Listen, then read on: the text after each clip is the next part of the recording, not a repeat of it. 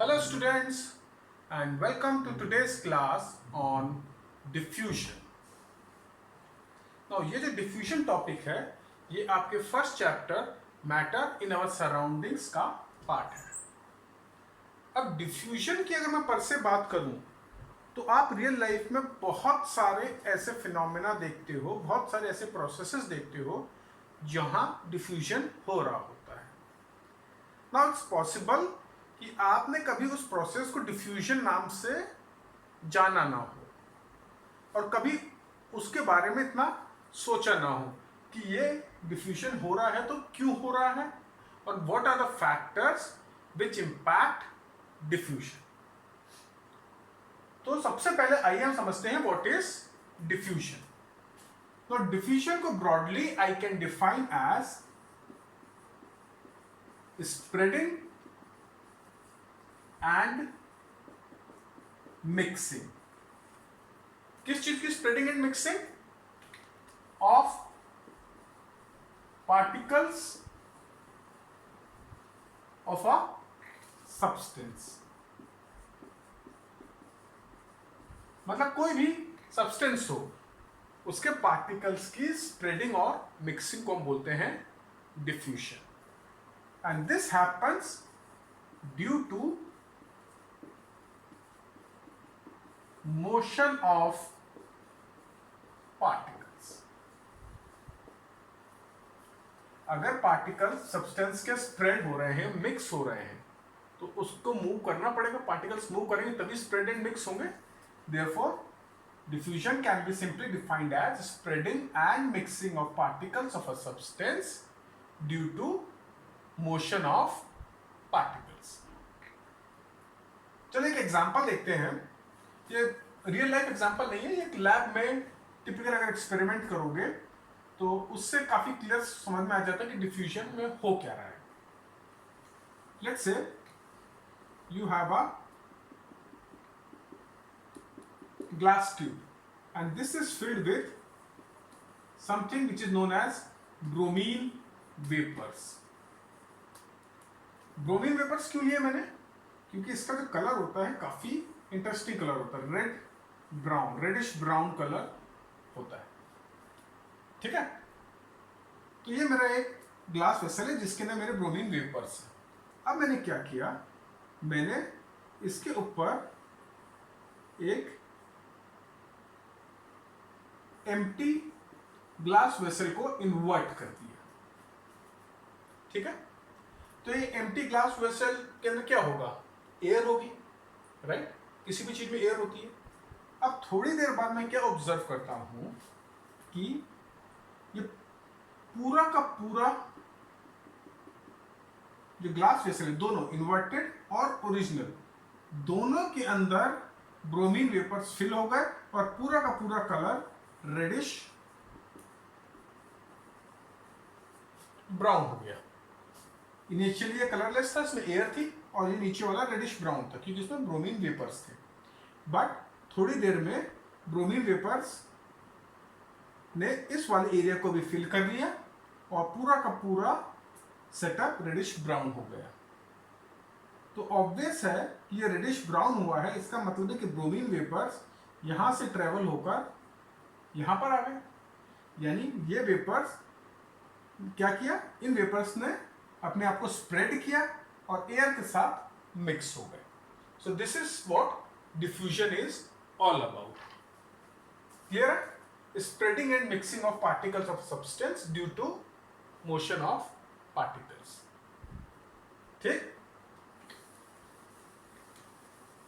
अब चलो real life के एग्जांपल देखें.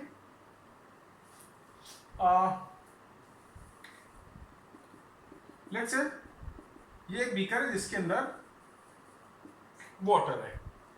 अब मैं क्या करता हूं, इसके अंदर एक ड्रॉप इंक की डाल देता हूं. तो थोड़ी देर बाद क्या होगा, ये पूरा का पूरा पानी ब्लू कलर का हो जाएगा. क्यों हुआ? क्योंकि ये जो आपका इंक का पार्टिकल था या इंक की ड्रॉप थी, इसने over a period of time ये पूरे पानी के अंदर स्प्रेड आउट हो गई. और पानी के अंदर मिक्स हो गई, यानी क्या हुआ, डिफ्यूजन हुआ। किसका डिफ्यूजन हुआ, इंक ड्रॉप का। ठीक है, एक और एग्जांपल देखो। जब आप घर के किसी कोने में, कमरे के किसी कोने में एक इंसेंस स्टिक बर्न करते हो, इंसेंस स्टिक यानी अगरबत्ती, आप घर के किसी कोने में अगरबत्ती को बर्न करो, तो थोड़ी देर में क्या होगा, अगर आप दूसरे कोने में भी बैठे होगे तो आपको उसकी फ्रेग्रेंस आ जाएगी। क्यों हो रहा है ऐसा, बिकॉज ऑफ डिफ्यूजन। आप रूम में बैठे हो, आपका फ्रेंड आता है, उसने खूब डियो लगा रखा है, तो गेट पर पहुंचेगा तभी आपको स्मेल आ जाएगी, उसकी फ्रेग्रेंस आ जाएगी डियो की। क्यों हो रहा है ये, बिकॉज ऑफ डिफ्यूजन। आप स्कूल से घर आते हो और मम्मी आपके लिए कुछ अच्छा सा बना रही है किचन के अंदर, आप किचन में जाने से पहले ही समझ जाओगे कि आज तो कुछ अच्छा खाने के लिए बन रहा है। तो वो फूड की स्मेल आप तक कैसे पहुंची, बिकॉज ऑफ डिफ्यूजन। तो ये सब रियल लाइफ एग्जांपल्स हैं जहां पर एक्चुअली डिफ्यूजन हो रहा है, बट हमने शायद कभी ध्यान नहीं दिया कि ये प्रोसेस क्या है, या इस प्रोसेस को कभी नाम नहीं दिया। सो क्लियर है व्हाट इज डिफ्यूजन। चलिए अब कहानी हम आगे बढ़ाते हैं और अब हम देखेंगे फैक्टर्स जो डिफ्यूजन की स्पीड को इन्फ्लुएंस करेगा, जिससे डिफ्यूजन की स्पीड चेंज होगी। तो डिफ्यूजन की स्पीड मेनली दो फैक्टर्स पर डिपेंड करती है। एक है एनर्जी ऑफ पार्टिकल्स और दूसरी है force of attraction between particles.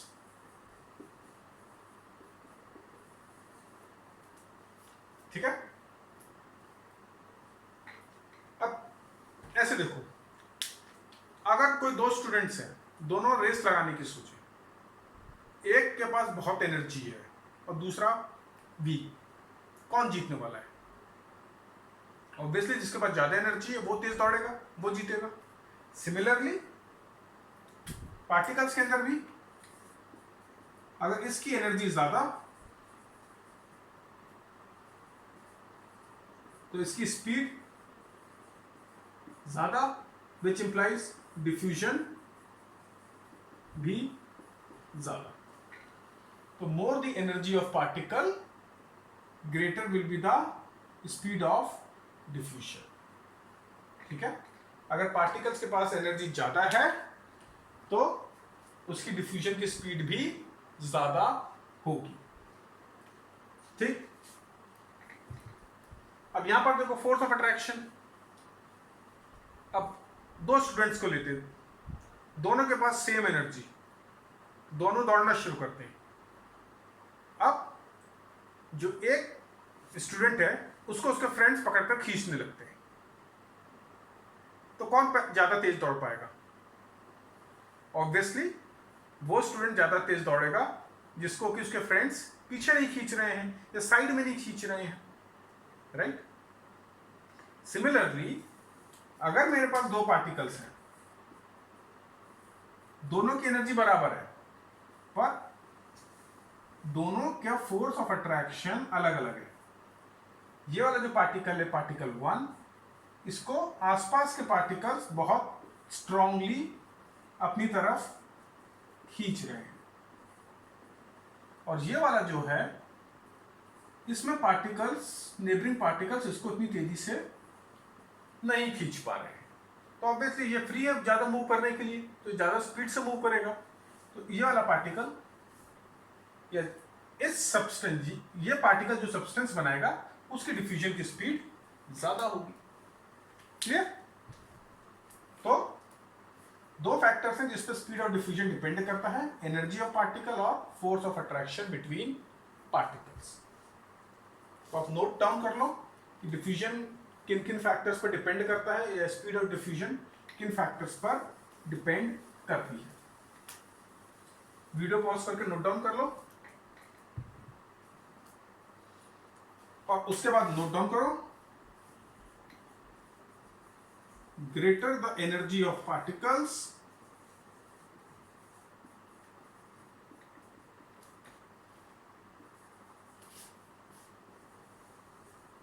greater will be rate या speed of diffusion. ठीक है, greater the energy of particles, greater will be the rate of diffusion. Note down कर लो. Of force of attraction between particles, more or greater the force of attraction,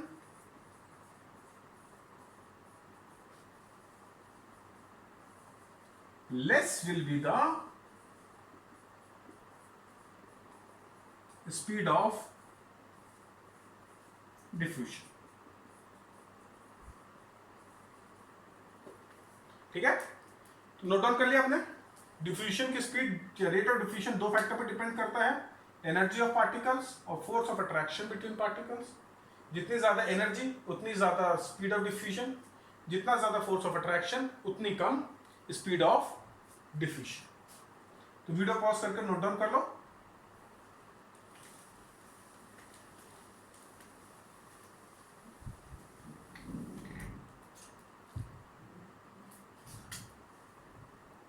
अब हमने अगले part of chapter में पढ़ा था कि अगर फोर्स ऑफ अट्रैक्शन की बात करें तो मैक्सिमम फोर्स ऑफ अट्रैक्शन किसमें होता है? सॉलिड्स. और मिनिमम गैसेस. तो फोर्स ऑफ अट्रैक्शन सबसे मिनिमम गैसेस में है, तो उसका मतलब डिफ्यूजन की स्पीड सबसे ज्यादा गैसेस में होगी. So diffusion will be fastest in gases and slowest in solids. क्यों? क्योंकि फोर्स ऑफ अट्रैक्शन गैसेस में बहुत कम है. Particles can easily move. Clear है? ठीक है.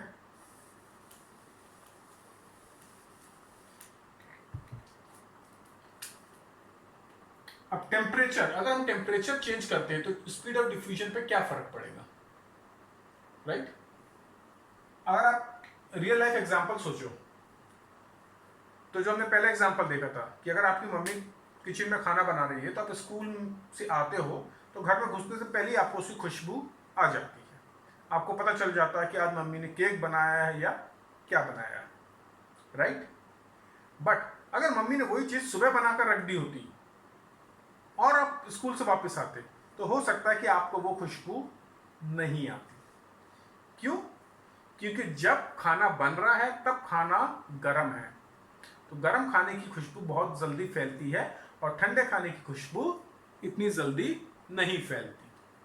तो इसका मतलब है कि अगर हमारा टेम्परेचर ज्यादा होगा तो स्पीड ऑफ डिफ्यूजन ज्यादा होगी.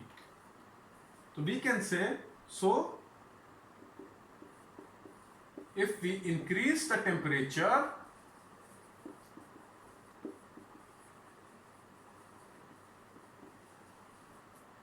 rate of diffusion या speed of diffusion will increase. So if you increase the temperature, rate of diffusion will increase. And why is that? This is because on increasing temperature,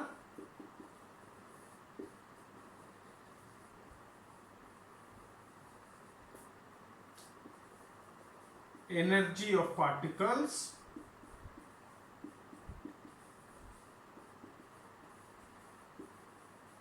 increases. याद रखो, जब भी हम किसी substance को heat करते हैं तो पार्टिकल्स जो सब्सटेंस को बनाते हैं उसकी एनर्जी बढ़ जाएगी. एनर्जी बढ़ जाएगी तो ज्यादा स्पीड से मूव करेगा. Therefore, if we increase the temperature, rate of diffusion will increase because on increasing temperature, energy of particles increases. तो क्लियर है आपको? डिफ्यूजन क्या होता है? डिफ्यूजन बेसिकली क्या होता है? पार्टिकल्स ऑफ सब्सटेंस का स्प्रेड होना और मिक्स होना। और इसकी स्पीड दो चीजों पर डिपेंड करती है, एक एनर्जी ऑफ पार्टिकल और दूसरा फोर्स ऑफ अट्रैक्शन। जितना कम फोर्स ऑफ अट्रैक्शन होगा उतना ज्यादा स्पीड ऑफ डिफ्यूजन होगा, इसलिए गैसेस में डिफ्यूजन सबसे ज्यादा होता है। जितनी ज्यादा एनर्जी होगी उतनी ज्यादा स्पीड ऑफ डिफ्यूजन होगा। किसी भी चीज को गर्म करने पे या टेम्परेचर बढ़ाने पे एनर्जी ऑफ पार्टिकल्स बढ़ती है, इसलिए स्पीड ऑफ डिफ्यूजन भी बढ़ेगा। क्लियर है ना?